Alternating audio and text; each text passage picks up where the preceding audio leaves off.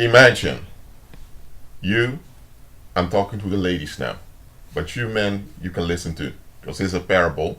It's a scene from a Netflix series, and I'm using it to teach you something here. Imagine you are a woman, a young woman, and you have a boyfriend. The boyfriend, at least that's what it appears to be, he puts naked pictures of you that he took secretly online on many porn websites. And he shares the link with the nude pictures of you that he took secretly on those porn websites. He shares those links with all your colleagues, friends, and family. So all your colleagues, friends, and family see you on porn sites naked, including your boss, your coworker, so everyone. So you come to the conclusion that's your boyfriend that did it, because according to you, he's the only one that had that close of an access to you. So you break up with the guy, but the guy always told you he was innocent, that he didn't do it. But you are convinced he did it, you are so emotional about it, and your friends agreed with you that the guy was a scumbag, should have left him. So the guy that comforted you back then, he's now your fiance and you're about to marry him. The wedding is within 2 weeks. But then you get a package from a stranger, and this package reveals onto you that it's not your ex-boyfriend that posted those nude pictures of you on those porn sites and shared it with everyone. It was your current fiance. Your current fiance was envious and jealous that you were with that other guy. So he came up with a plot to humiliate you publicly and to traumatize you and to let you think it was that other guy. He even stood up for you against that other guy to let you think it was the other guy that did it. And by doing this, you developed trust towards him and he took advantage of this trust. So now he's the one being sexually involved with you. Now, if you find out the truth that the happiness you had with your ex-boyfriend was ruined by a jealous and envious creep, and that this jealous and envious creep has pretended to be an angel of light to you, you're about to commit your life to him, would you still go through with the wedding and commit your life to him?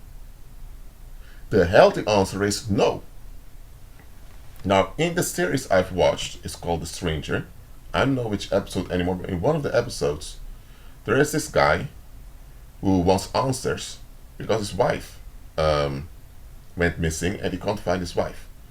So that stranger that handed information to him also handed information to other people. So this guy meets another woman who also received a package from this stranger. You can watch the series for yourself to find out who the stranger is. So this other woman who was warned by this stranger, because this stranger is actually warning people about the untrustworthy persons in their lives. So this guy who received a package about his wife and his wife went missing because his wife faked a pregnancy and he was thinking, what is this? This guy met this other woman who also received a package from this stranger, and this guy was aware of what the stranger revealed onto this other woman. So this guy whose wife was missing asked the other woman, so when are you going to blow off the wedding? I wouldn't marry that guy because he's a psycho. And you know what the victim said, who was humiliated by those nude pictures on porn sites? She said, well, he probably has his reasons, he probably loved me so much. And you know what that guy with the missing wife, you know what he did? He was looking quite shocked, thinking, what? And I, as a viewer of the series, I know it's a series, it's not real life, but Even I, that was looking at the situation, was thinking, come on now. You were happy and safe in your relationship with your boyfriend. Some creep you didn't know wanted to break that up because he wanted to possess you. So he put another guy in a negative daylight. He turned all other people against that guy who was innocent just because he could have possession of you. And in the process, he ruined and embarrassed and humiliated you. And you want to commit your life to such an individual because he likely has his reasons? What reasons can he have? And this scene from this series reveals the following about worldly people. Now, this scene is quite extreme, and nobody in their right mind would proceed with the wedding, nor would they accept any explanation, because there is no explanation can justify what happened. But just think about the following for a moment, believers. How often does it happen that worldlings, and we used to be worldlings also, and there are even some believers do it, how often doesn't it happen that we justify actions from others that cannot be justified? I'm not talking about an incident, I'm talking about patterns of behavior. Too often, we tend to justify patterns of behavior that are obviously destructive and they're obviously ill-intended, in a sense that those people don't want to face themselves, and because they don't want to face themselves, they prefer to unload the tension onto others than to look for a solution. So that's what I mean with ill-intended. I'm not saying that they're malignant all the time, but they're ill-intended because they don't want to contribute to solutions. How often does it not happen that there are people who don't want to contribute to solutions, yet we put up with this violent behavior of theirs? Because when you don't want solutions, that means you're perpetrating trouble. And by perpetrating trouble, you're operating in violence. It doesn't have to be literal physical violence, but it's just the fact alone that you enable and keep trouble in existence. Whether it's someone with a drug addiction or alcoholism, or whether it's someone that doesn't want to face the youth traumas, or whatever type of denial it is, it becomes violent. And too often we justify such denial. Now look, if someone went through something quite traumatic, you cannot expect them to be openly and happy when they're talking about it. No. You can expect some type of reluctance talking about it. That's healthy. That's natural. As long as the individual has the internal attitude that it happened, I need to face it, I need to process it. As long as the individual has this internal, realistic attitude, it's fine. Then it doesn't matter how reluctant they are to talk about it, because they are real about it and they're processing it. And once they have processed it, they can freely talk about it because it's the past. And even if it's the past, it will still be uncomfortable because it's something bad. Don't get things twisted. Someone, for example, that was sexually abused for many years as a child, even if they process the trauma, it will still be uncomfortable to talk about it because it's something uncomfortable. So if something is uncomfortable, you should feel uncomfortable talking about it. That's natural. Even if you've healed from it. Even if you're healed, it's still uncomfortable. But if they've processed it and they're healed, then they won't have, the reluctance will decrease over time. That's natural. But that's different from people who may even talk about it, but they really don't want to process it nor face it. To process something that happened to you implies that you reflect on your defense mechanisms you've developed against it. If someone was emotionally neglected, they may have developed this stoic, cold-hearted attitude just so they don't have to deal with emotional pain. Now, they may not be out there attacking other people, dumping on other people, but this toxic, cold attitude of theirs is not healthy unto themselves, and eventually it will attract bad relationships. So, they need to realize, even though they're not active perpetrators hurting other people, what they're doing is self-harm that will eventually spill out to other people also. So processing something means, okay, you acknowledge what happened, your parents or the people around you were emotionally unavailable, so now you need to go through the pain, go through the healing process, so now you learn how to be emotionally available both to yourself and others. That's how you prevent yourself from becoming a target. Because if you don't process things, you are likely to become the target of predators and to be sucked into a cycle of violence. So, your responsibility is not to take the blame of what was done to you, absolutely not. Your responsibility is to look for healing. And once you find healing, go through the healing process. That's the only responsibility you have. Your responsibility is not to make sure everyone's at ease with you, despite how traumatized you are. That's what a lot of people think. Of course, you're not going to make things difficult on people just to feel relieved from your trauma. You don't do that. But you're also not going to think, no, I need to make sure everyone's at ease with me. No. You go through stuff and you need to process things also, and others needs to honor this. The same way you honor when other people go through stuff and they need their space, they need their time, the same way you should do it with you. If they expect you to be at ease for them all the time, they're not realistic and they have toxic expectations of you. That's all something you need to realize. Some people have toxic expectations in the sense that they expect you to be at ease for them all the time. I'm not saying you're entitled to be difficult to other people. No, you're not. But if you're not that comfortable for a moment because you need to process something, they need to honor that you need your space to recover. So, self-reflection and processing things, those are two very important things that we ought to do.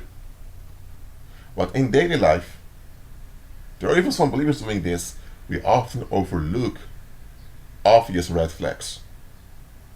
Now, let me give an example. Would you approve of your boss hiring a beating staff with belts to beat you anytime you don't do your work well? Would you agree with that if it's written in the contract? You would say no. Why would I agree with physical violence on myself, endangering my health, just because the boss is not happy with how I'm doing my work? Even the police and the judges would realize, no. You can't put such a term in the contract, and you especially cannot do it on the workforce. If you do it, you'll be arrested, and rightfully so. But there are people who agree with parents using belts on their children for so-called discipline, or using sticks, or using shoes, or using their bare hands. There are people agreeing with physical violence on children, even parents using weapons on their children, just so the children learn to validate other people's expectations. That's what respect means. Respect means you validate someone's expectation by giving into it. So to teach children to validate society's expectations, you are allowed to use weapons on them. That is something quite some people still tolerate and endorse. And they would say, well, it was done to me and I ended up well. No.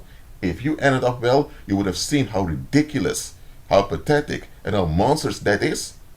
And you would have seen what it does to the community, and you would have healed from it, and you would have seen things clearly.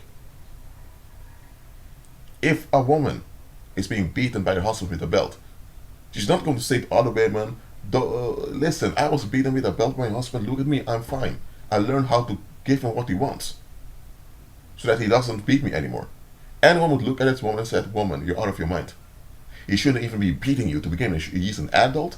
You should find a way to solve things in a proper and civil way instead of beating you. And now you're telling other women that they need to allow themselves to be beaten too because you learned how to be beaten, so that you learned how to give in to what he wants so that he doesn't beat you? Come on. Anyone who would look at that situation would say this woman needs help. But why is it that when grown-ups, when adults, grown men and grown women justify violence that happened to them as children, we tend to praise them? Why is that? What is the scientific justification behind using weapons on children? It may not be physical weapons, sometimes it's emotional weapons like blackmail. What justifies it? Children are spiritually and physically the easiest beings there are because they can't think in complex ways. They're easily distracted, easily manipulated, so children are the easiest beings to deal with. Yet, People use weapons on them. Even the hardest prisons in the world are more civil towards those hardcore criminals than some parents are towards their children. And we, in general, not everyone, but people tend to tolerate it, saying, well, it's their children, it's their privacy of their home, they decide how they deal with it. We come all types of excuses to justify it.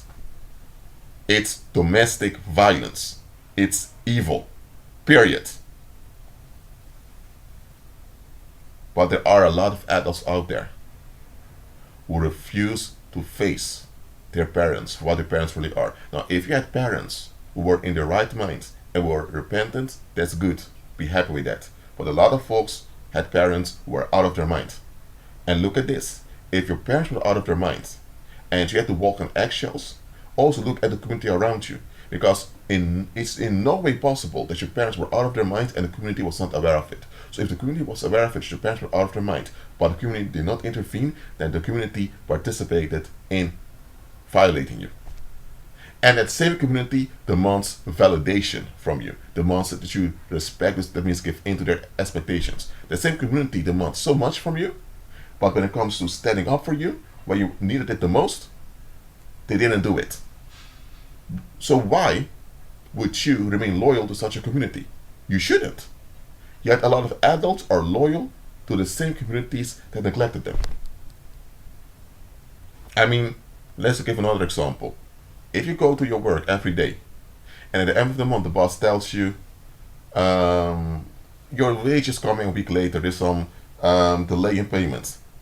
So you work for another week, and then another month passes by, so you work for 2 months, and the boss then confesses to you, I don't want to pay you, I don't feel like it, I don't want it.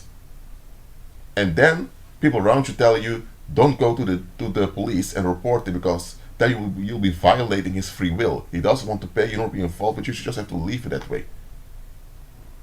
But any lawyer would tell you, hold on a minute, you worked there, you even had a contract over there, so he's obliged to pay you. If you worked there without a contract, he would be violating the law. So in any way, he is wrong, he needs to pay you. What he wants doesn't matter. His will is not relevant. He needs to pay you or he needs to go to jail. That lawyer is for you. He is, as you can consider, your friend.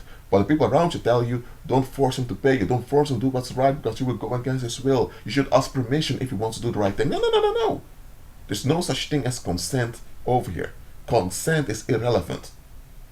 That employer violated safety by taking advantage of you.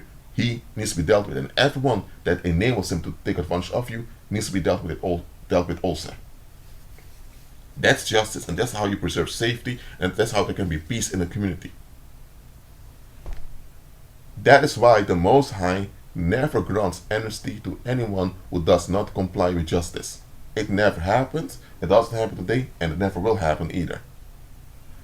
Yet there are a lot of people that advocate amnesty without justice. Now I understand, if you can de-escalate a situation, you de-escalate it. The escalation of situation is always a priority. That's healthy. But even after you de-escalate situation, you must recognize, okay, this is wrong. And until justice occurs, measurements must be put in place.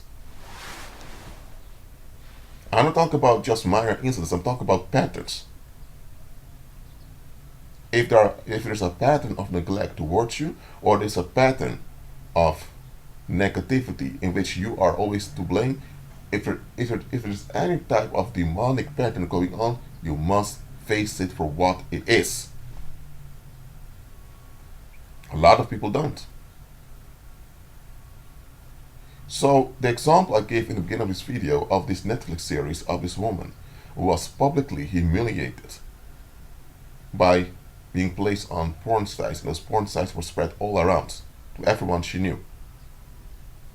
That's a very big trauma that was done to her. All those people will never see her the same way again. When she's looking for a job and people see she's on a porn site, it will affect her. So this was quite a big harm that was done to her. And the harm was blamed on the man that cared for her. And now the violator who was behind all of it pretended to be for her and even wanted to marry her. And she fell for his false love. And now that she figured out the false love, she wants to continue. Why? Because she has invested in it. It sounds very weird, but that's how a lot of worldlings are. If they have invested in something, they're more likely to excuse it. Now don't get things twisted. Okay? Of course, if you're invested in some people, you tend to be reluctant to see the bad in them. That's natural. You are more likely to see toxic behavior in some woman down the street than in your own wife.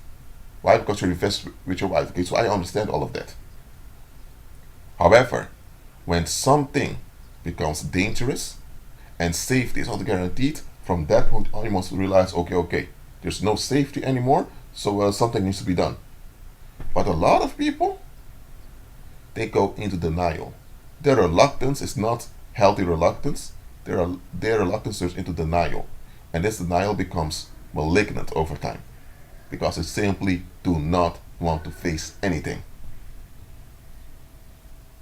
I'm telling you, believers, when you're dealing with such people who really don't want to process anything, you're dealing with enablers. Yes, that's what they are. Enablers.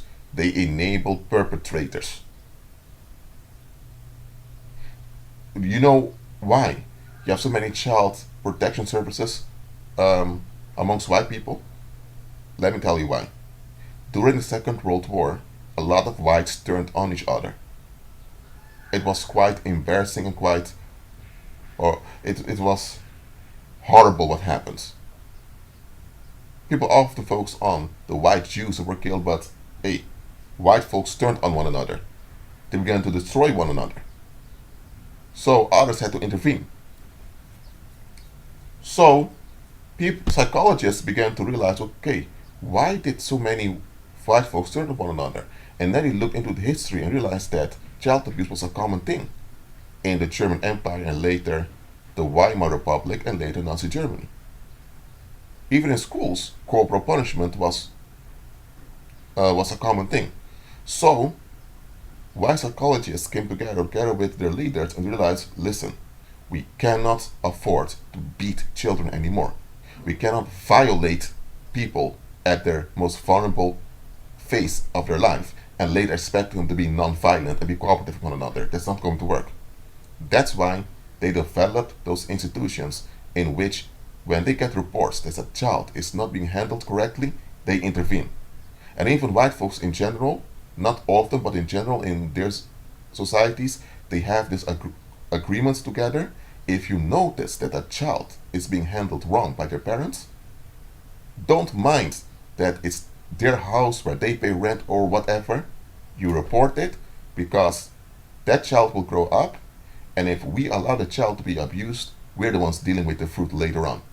So, do your duty and report it. It is our business when a child is endangered amongst us. We cannot allow our children of our people to be endangered, yet we can sleep good at night. And that's something white folks are doing correctly. And I praise them for this. You should be watchful towards the children in your community. Because that's how you guarantee that the next generation will be healthy. But what happens in many other communities? Children are allowed to be screamed at, beaten. In some cases, they even tolerate sexual molestation of children. These children are allowed to be the dump site of the filth of their parents and of the community. They allow all of that to happen, they enable all of that child abuse, but then they expect the next generation, when they're adults, to be healthy, responsible, cooperative, and non-violent. Come on now. So you invest violence and harm into children and expect them to be without violence and in peace when they're adults. Come on. That's insanity. Yet, it happens in the world. Look, I'm not race baiting here, I'm just pointing out observations here. There are too many things we both believers and unbelievers put up with, that we shouldn't put up with. And it begins with the expectations we have formed through socialization. A lot of people want to be validated. They'll be upset if you call them with their first name instead of their last name. And they would become so upset thinking, this is disrespectful. How do you call me with my first name? We didn't have much contact together. They'll be so upset about that. Someone calls you with your first name. They didn't call you a weird nickname. They didn't call you, they didn't, how do I say, curse you. They didn't call you a negative word. There are no such things as negative words, but you get what I'm saying. And someone called you a dog or a bitch, and I could understand that you would be upset. But if someone calls you your first name, what's the problem? That's who you are, right? But a lot of people will be so upset with that they want to sever ties with the individual, that they want to take actions against the individual. But those same people who are so offended because some, I'd say some convention of community was violated, those same people would allow corrupt politicians to make dumb policies that ruin their financial health over time. So they're more concerned with using their last name than they are with the leaders that actually oppress them. That's a joke. That's really a joke. And about people that enable violence against children, when was the last time those same people decided, you know what, let's go to the government palace, let's force out all those politicians and begin to whoop them their behinds once in a while, to remind them they need to govern as well. Do they think about doing that? No, because they know if they would think about doing that, you will have the military or the police to beat their behind. But they won't even dare to do it. But they do dare to whip the behind of defenseless human beings who can't defend themselves. Just because they want to be validated. But they allow elites to oppress them. Come on now. Should you honor such people? I don't care if they're your parents or grandparents or ancestors. I don't care who they are to you. If they're not honorable, they're not honorable, and they shouldn't receive any honor. Period. Yet often we allow those Babylon churches to brainwash us into honoring people we should have kicked out a long time ago. Stop honoring those that are not worthy of honor. Stop honoring those that are obviously and dishonorable on purpose. Some people don't care about being right, they don't care about being good, they don't care about justice, just want relief. So they are dishonorable on purpose. Why do we honor people who are dishonorable at purpose? On purpose, I mean. Seriously, we need to reflect on the things we invest in. It's not just about violence against children, it's about many things. We are often more concerned with us being validated by other people. We even become violent when people don't validate us. We are more concerned with that, to get some psychic high from being validated. We're more concerned with that than that we are with the actual safety and sanity of our communities. And I don't take it. I don't. I speak out against it and I take action against it. Not going to happen with me. Well, that's it for now. Keep on agreeing with Christ and be at peace.